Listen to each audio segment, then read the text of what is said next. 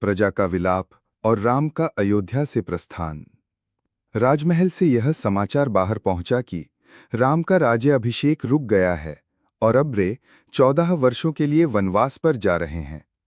यह सुनते ही समस्त अयोध्या पर मानो वज्रपात हो गया। गली गली चौक चौराहों पर केवल एक ही चर्चा थी, रामचंद्र वनवास पर जा रहे हैं। अरे, यह कैसा न्याय है? जिन राम के लिए हम सब उत्सव की तैयारी कर रहे थे, वहीं आज वन को प्रस्थान करेंगे। नगर नगरी के नर नारी, वृद्ध और बालक सभी का हृदय शोक और वेदना से व्याकुल हो उठा। कहीं विलाप हो रहा था, कहीं आक्रोश, किंतु सब असहाय थे, क्योंकि यह निर्णय राजा दशरथ का दिया हुआ था। सुमंत्र का आना। राम ने अपने वनवास की तैयारी प्रारंभ की।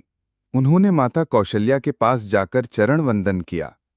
कौशल्या करुण स्वर में बोलीं, पुत्र राम, यह सब मेरे लिए असहनीय है। जब तक मैं जीवित हूं, तब तक तुम्हें वन न जाना होगा। राम ने नम्रता से कहा, माता, हमारे कुल की मर्यादा यही है कि पिता के वचन की रक्षा की जाए। कृपया मुझे आशीर्वाद दीजिए कि मैं इस धर्म पालन में सफल हो सकूं। वहीं सुमित्रा ने भी लक्ष्मण को आदेश दिया, पुत्र, तुम राम और सीता के साथ रहना। जैसे सीता राम की सेवा करेंगी, वैसे ही तुम भी अपने बड़े भाई की छाया बने रहना। तुम्हारे लिए यही सर्वोच्च धर्म है। लक्ष्मण ने माता के चरण पकड़कर कहा, माता, आपके आशीर्वाद से मैं राम भाई की सेवा में सदा तत्पर रहूंगा। अयोध्या की स्त्रियों का विलाप। जब यह समाचार नगर में फैला तो स्त्रियां राजमहल की ओर दौड़ीं। वे रोते हुए कहने लगीं कि हे राम, हमें भी अपने साथ ले चलो। आपके बिना अयोध्या सूनी हो जाएगी। वन तो अरण्य है, परंतु आप ही अयोध्या के प्राण हैं। आपके बिना नगर अंधकारमय हो जाएगा। सभी ने सीता को देखकर भी आर्त स्वर में कहा, सीते, तुम तो राजमहल की रानी हो, सोने चांदी के महलों की स्वामिनी हो, क्यों इस कष्ट भरे वन को स्वीकार कर रही हो? सीता ने करुण स्वर में उत्तर दिया, बहनों, मेरे लिए सबसे बड़ा धन राम है। यदि वे वन जाएंगे तो उनके बिना अयोध्या का सुख मेरे लिए शूल समान होगा। मैं उनके साथ रहकर ही अपने जीवन का उद्देश्य पूरा करूंगी। यह सुनकर स्त्रियां और भी भावविह्वल हो गईं। प्रजा की विनती। अगले दिन राम ने अयोध्या से प्रस्थान की तैयारी की। रथ तैयार था, सुमंत्र सारथी बने। नगर की प्रजा चारों दिशाओं से उमड़ पड़ी। सबकी आंखों से आंसू बह रहे थे। वे राम के रथ के आगे खड़े होकर कहने लगे कि आर्य पुत्र, हमें छोड़कर मत जाइए। आप ही हमारे जीवन के आधार हैं। आपके बिना अयोध्या निर्जीव हो जाएगी। यदि आपको वन ही जाना है तो हम सब भी आपके साथ चलेंगे। राम ने अत्यंत कोमल वाणी में कहा, प्रिय प्रजाजनों, मैं जानता हूं कि आप सब मुझे कितना प्रेम करते हैं, परंतु यह मेरा धर्म है कि पिता के वचन की रक्षा करूं। आप सब अयोध्या में रहकर भरत का राजाभिषेक स्वीकार करें और उनका समर्थन करें। यही आपकी सबसे बड़ी सेवा होगी। परंतु प्रजा रोते रोते बोली, नहीं प्रभु, हम बिना आपके यहाँ कैसे रहेंगे? आप हमें अनाथ कर रहे हैं। राम ने बार बार समझाया, किंतु प्रजा उनका रथ छोड़ने को तैयार न हुई। राम का रथ आगे बढ़ना।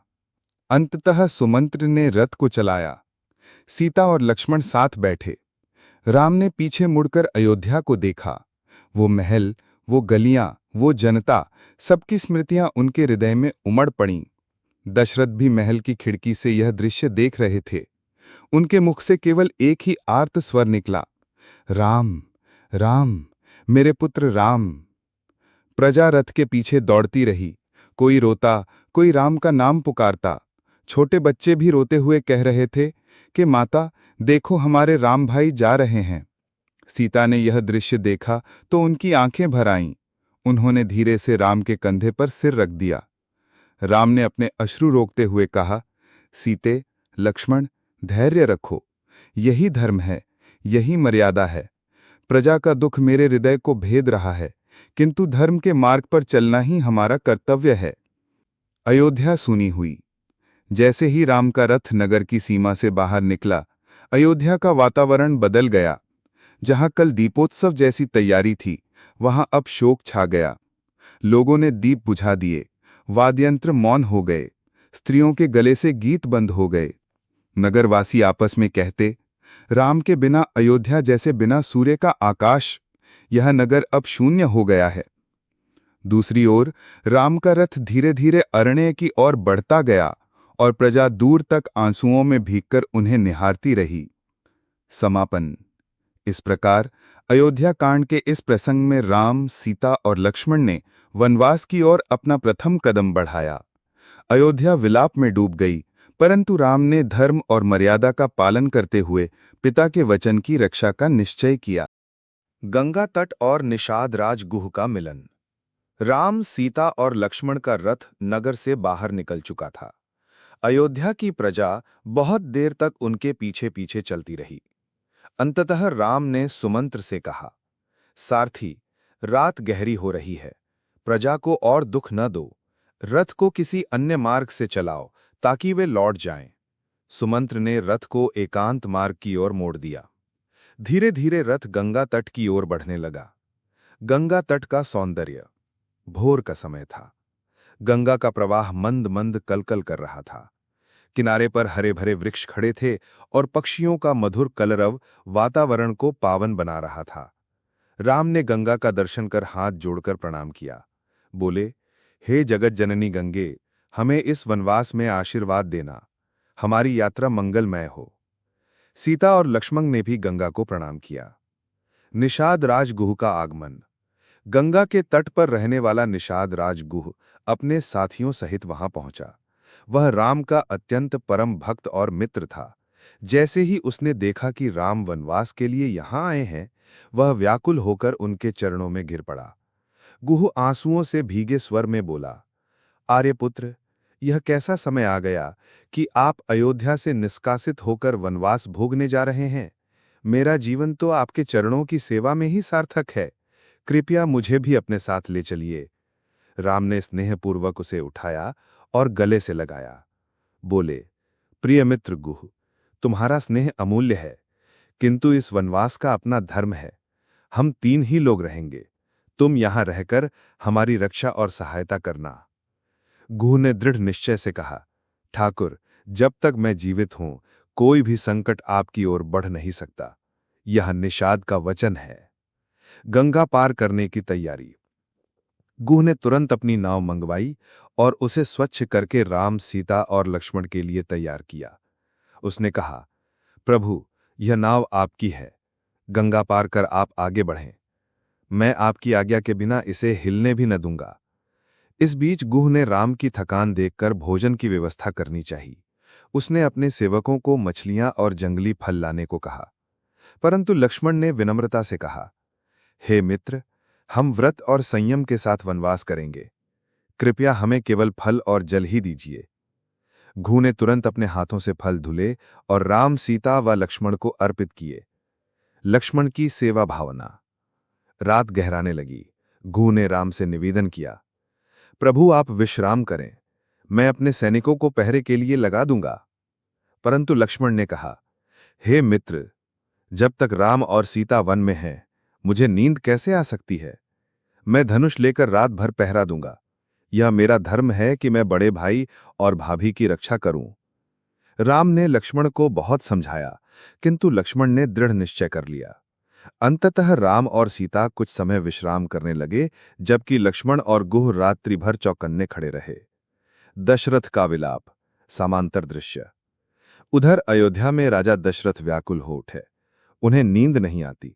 उनकी आंखों के सामने राम की ही छवि घूमती रहती। वे विलाप करते, राम, मेरे प्राण राम, मैंने अपने वचनों के कारण तुम्हें इस वनवास की पीड़ा दी। हे पुत्र, तुम्हारे बिना मैं कैसे जीवित रहूंगा। महारानी कौशल्या, सुमित्रा और अन्य रानियां उन्हें संभालने का प्रयास करतीं, किंतु दशरथ के हृदय का शोक शांत न होता। नाव से गंगा पार करना। प्रातःकाल जब सूर्य की पूर्व दिशा में उदित हुआ, राम, सीता और लक्ष्मण गंगा पार करने को तैयार हुए।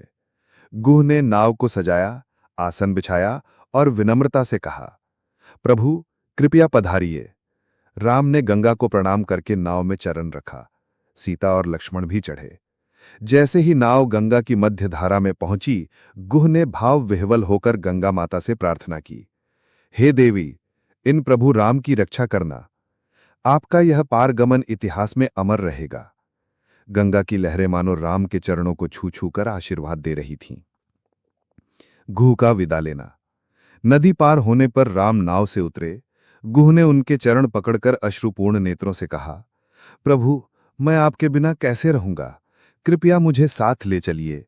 राम ने गले लगाकर कहा, मित्र, तुम्हारा स्नेह मेरे हृदय को गदगद कर देता है, किंतु यह वनवास केवल मेरा, सीता और लक्ष्मण का है। तुम अयोध्या और वन के बीच सेतु बने रहो, यही तुम्हारी सबसे बड़ी सेवा है। गुह ने चरणों पर माथा टेककर कहा, ठाकुर, मैं आपके लौटने के दिन की प्रतीक्षा करूंगा।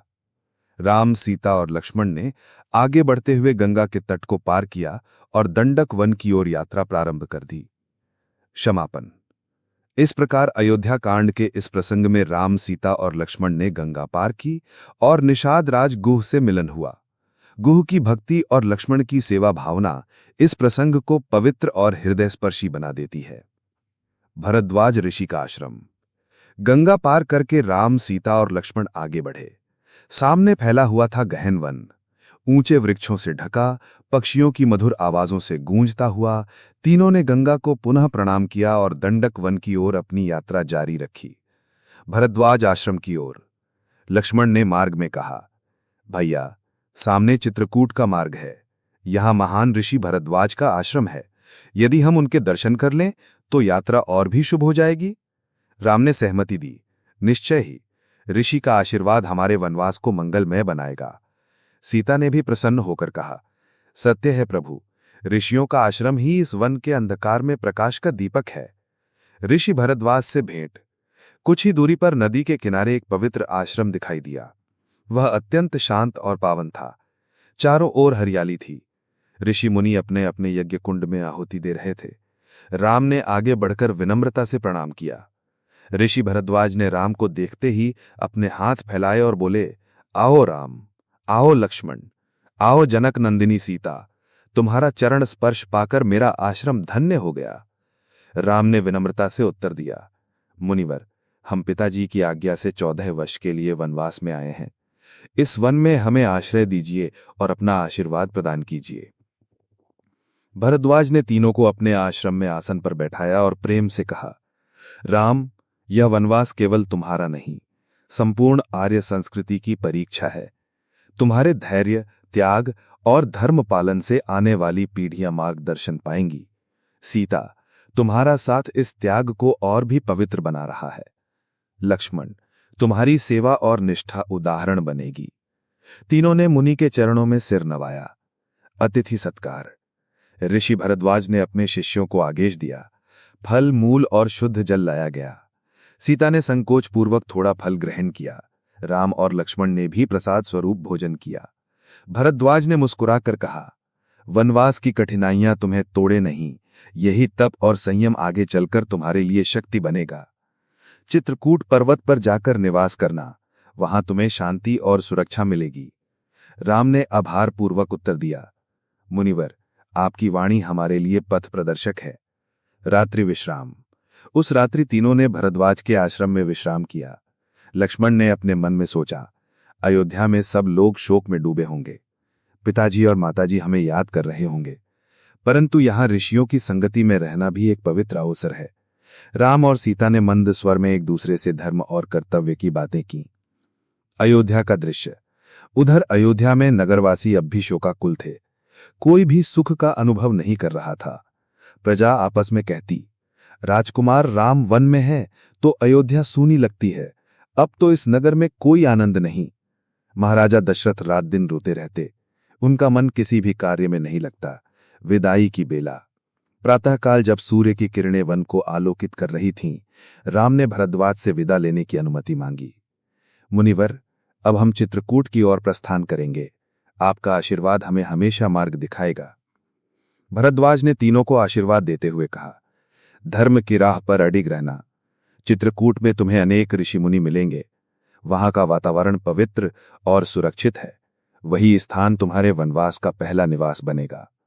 राम, सीता और लक्ष्मण ने पुनः चरणों में प्रणाम किया और आश्रम से आगे प्रस्थान कर दिया। चित्रकूट की ओर यात्रा। आगे का मार्ग और भी सुंदर था। नदियां, झरने, वृक्षों की छाया और पर्वत श्रृंखलाएं यात्रियों को मोहित करती थीं। सीता ने आश्चर्य से कहा, यह वन तो मानो स्वर्ग का प्रतिरूप है। यहां रहना कठिन नहीं, यदि मन पवित्र हो। राम ने मुस्कुराकर उत्तर दिया, सही कहा जानकी, जहां धर्म का साथ हो वही स्थान स्वर्ग समान है। इस प्रकार राम, सीता और लक्ष्मण ने ऋषि भरद्वाज से आशीर्वाद प्राप्त किया और चित्रकूट की ओर प्रस्थान किया। यह प्रसंग बताता है कि महान ऋषियों का आशीर्वाद ही धर्म मार्ग पर चलने वालों की सबसे बड़ी शक्ति होती है।